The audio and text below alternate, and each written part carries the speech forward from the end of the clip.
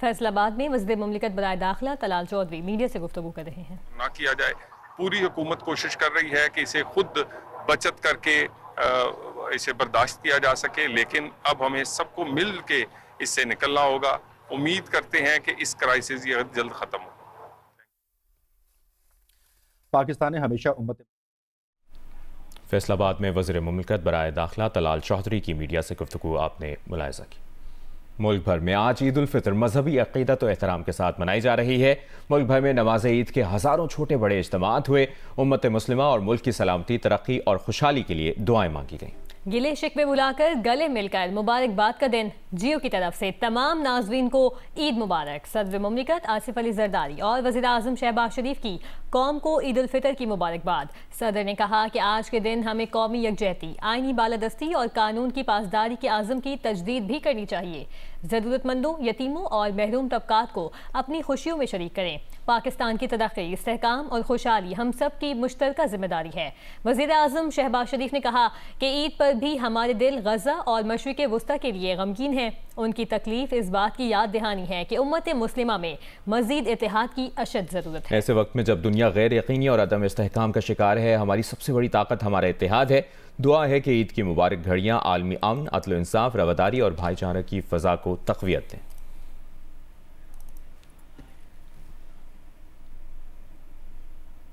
अमीर जमात इस्लामी हाफिज नईमुर रहमान कराची में मीडिया से गुफ्तगू कर रहे हैं। के बराह रास्त वाज़े तौर पर बताएं कि वो अमेरिका और इसराइल के साथ खड़े हुए हैं या ईरान के साथ खड़े हुए हैं। ये कैसे हो सकता है कि दोनों के साथ खड़े हो जाएं? और दूसरी तरफ मैं अपोजिशन से भी कहना चाहता हूं, आज तक मुझे अपोजिशन की बड़ी पार्टियों की तरफ से अमेरिका और इसराइल की बराह रास्त मुज़ाहिमत का कोई बयान नजर नहीं आया। चलते हुए ईरान की हिमायत कर देने से मसला हल नहीं होता। ये बताओ कि ईरान पर हमलावर कौन है? अगर पाकिस्तान की बड़ी पॉलिटिकल पार्टियां अमेरिका का नाम लेने और डोनाल्ड ट्रंप का नाम लेने की हिम्मत भी नहीं रखती, तो वो कहां से आवाम की तवक्कुआत पूरी कर सकती हैं? कैसे कौम को इस गुलामी से निजात दिला सकती? जो खुद गुलाम हो ज़हनी तौर पर ट्रंप के, चाहे हुकूमत हो या अपोजिशन हो, लाइन लगाकर खड़े हों कि किसी तरह ट्रंप की आशीर्वाद मिल जाए। उस अहमक इंसान की, उस पागल आदमी की आशीर्वाद के लिए ये लाइन लगाकर खड़े होते हैं और तवक्को ये रखते हैं कि कौम को गुलामी से आज़ाद दिलाएंगे, तो ऐसे गुलाम कभी भी आज़ादी नहीं दिलवा सकते। जमात इस्लामी हाफिज नईमुर रहमान कराची में मीडिया से गुफ्तगू कर रहे हैं। एक बार फिर बात करेंगे। सदर आसिफ अली जरदारी ने नमाज ईद नवाब शाह में जरदारी हाउस में अदा की। सदर मुमलिकत आसिफ अली जरदारी लोगों से गले मिले, ईद की मुबारकबाद दी। सदर मुमलिकत आसिफ अली जरदारी ने मुल्क की सलामती और इस्तेहकाम की दुआएं की। वज़ीर आज़म शहबाज शरीफ ने लाहौर में नमाज ईद अदा की। उनके साथ वज़ीर इत्तलात अतातार और हमजा शहबाज, सुलेमान शहबाज भी मौजूद थे।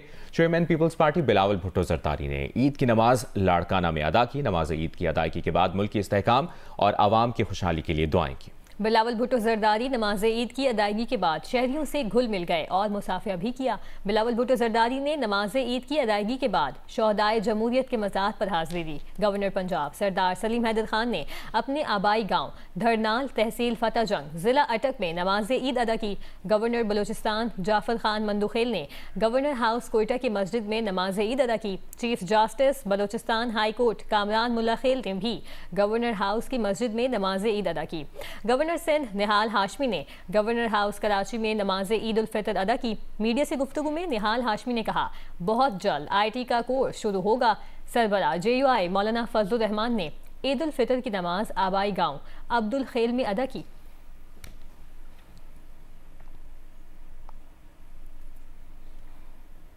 पीपल्स पार्टी के चेयरमैन बिलावल भुट्टो जरदारी ने ईद उल फितर के मौके पर पैगाम में कहा है कि ईद उल फितर महज एक दिन नहीं बल्कि ईमान, हमदर्दी और इंसानी यकजहती की याद दहानी है। ईद उल फितर का दिन सकाफत और एहसास हमदर्दी के इक़दार को असर नौ जिंदा करता है। इस वक्त दुनिया को मुतादिद चैलेंजेस का सामना है। दुआ है ये ईद भाईचारे के रिश्तों की मजबूती का वसीला साबित हो।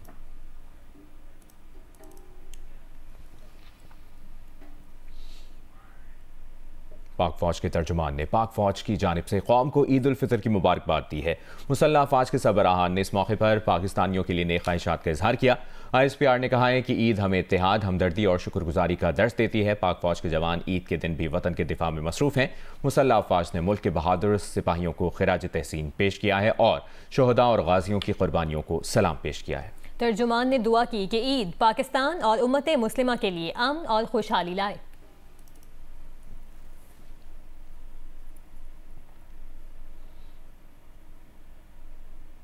मकबूजा कश्मीर में भारत की रियासती दहशतगर्दी जारी है। कश्मीर मीडिया सर्विस के मुताबिक काबिज इंतजामिया ने मुसलसल 8वें बरस कश्मीरियों को श्रीनगर की जामे मस्जिद में नमाज ईद अदा करने नहीं दी। भारतीय इंतजामिया ने जामे मस्जिद को सील करके ताले डाल दिए। मस्जिद के अतराफ बड़ी तादाद में भारतीय फोर्सेस के अहलकार तैनात कर दिए। काबिज इंतजामिया ने हुर्रियत कॉन्फ्रेंस के रहनुमा मीर वाइज उमर फारूक को आज भी घर में नजरबंद रखा। मीर वाइज को गुज़श्ता रोज भी नजरबंद करके नमाज जुमा के लिए जाने की इजाज़त नहीं दी गई थी। 2019 में मकबूजा कश्मीर की खुसूसी हैसियत खत्म करने के बाद से जामे मस्जिद श्रीनगर को ईद पर बंद कर दिया जाता है।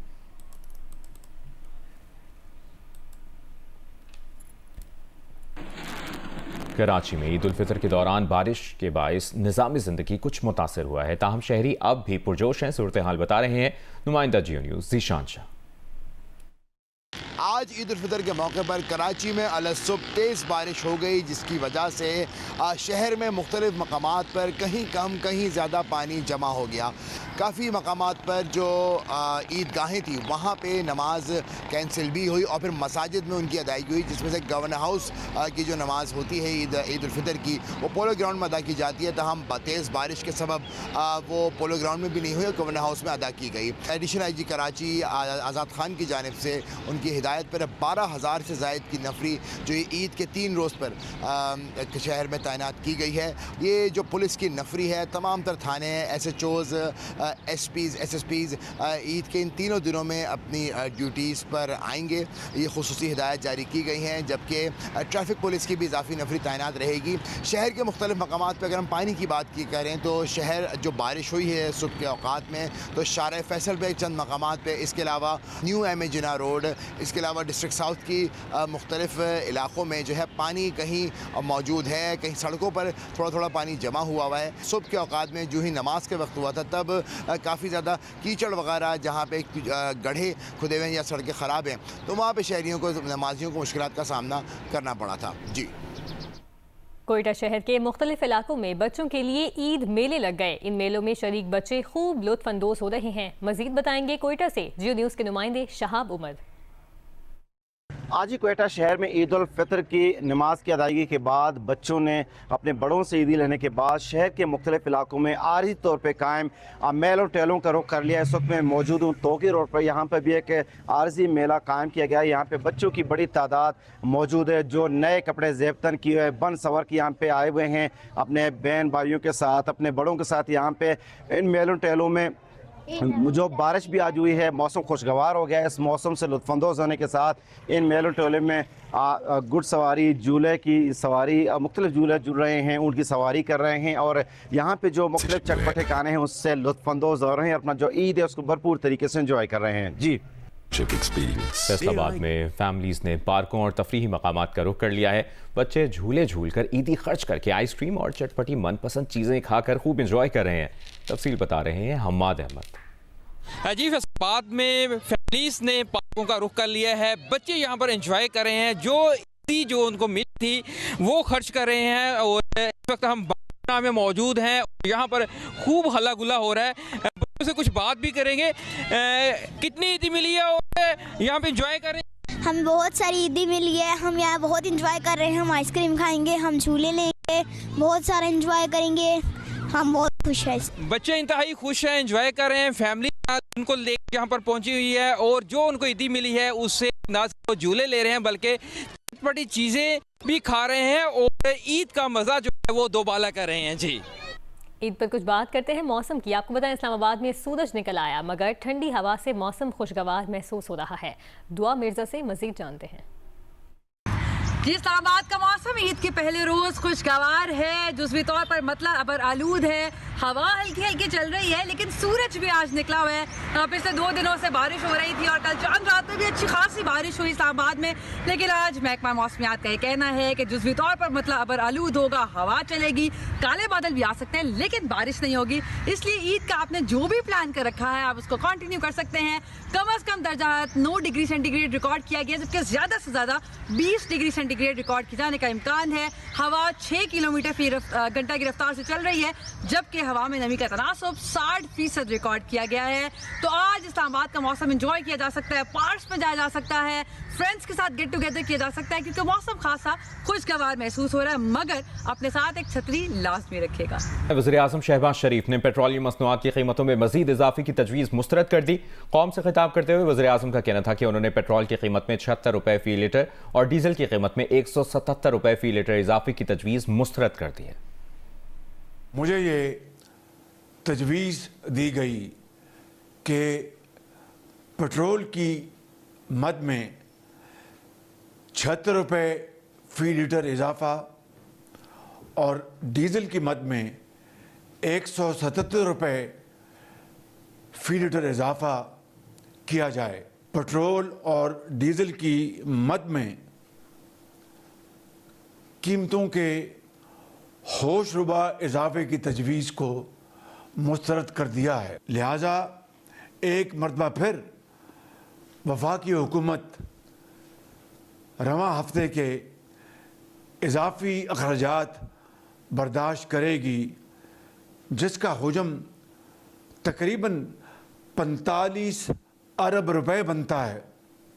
मेरे बुज़ुर्गों, भाई और बहनों, ये एक इंतहाई मुश्किल मगर नहायत अहम फैसला है, क्योंकि मेरी नज़र में इस वक्त सबसे बड़ी तरजीह महरूम तबके का तहफ़्फ़ुज़ यकीनी बनाना और इसे बढ़ती हुई कीमतों के बोझ से जहाँ तक मुमकिन हो बचाना है।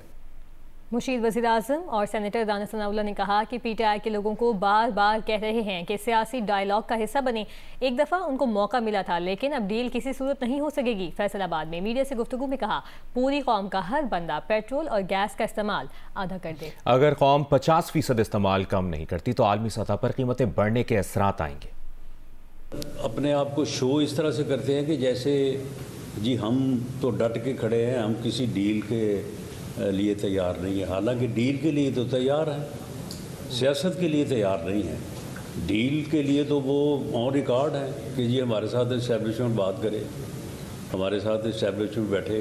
जिस तरह से 18 में हमें बरसे इक़्तिदार लाए थे, उसी तरह से हमें दोबारा वज़ीर-ए-आज़म बनाया जाए, तो उसकी कोई गुंजाइश नहीं है। वो ऐसा कोई डील या डील जो है ना, वो नहीं होने वाली।